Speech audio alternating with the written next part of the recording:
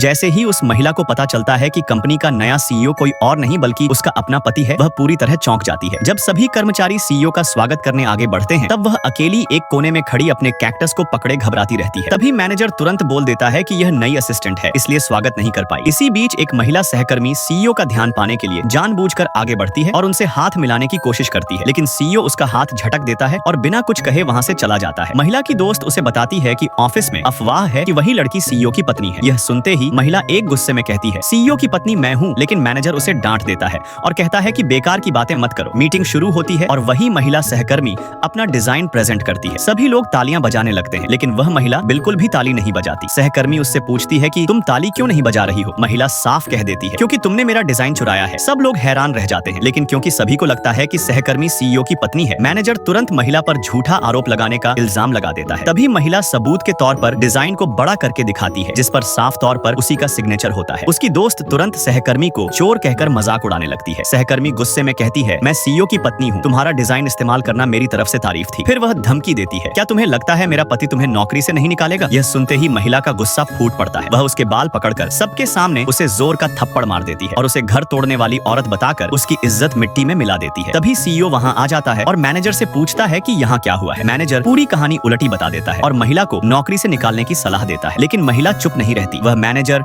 और उस सहकर्मी के सारे गंदे राज खोल देती है और यह भी बताती है कि मैनेजर पहले उसे परेशान कर चुका है। यह सुनते ही सीईओ को बहुत गुस्सा आता है और वह मैनेजर को तुरंत नौकरी से निकाल देता है। डरा हुआ मैनेजर सहकर्मी की तरफ देखकर कहता है, तुमने तो कहा था कि तुम सीईओ की पत्नी हो, अब मुझे बचाओ। तभी महिला सीईओ की तरफ देखकर एक सवाल पूछती है, बताइए क्या यह आपकी पत्नी है? आगे क्या होगा? सच सामने आएगा या आएगा कोई नया मोड़? सब्सक्राइब करें पार्ट 2 के लिए।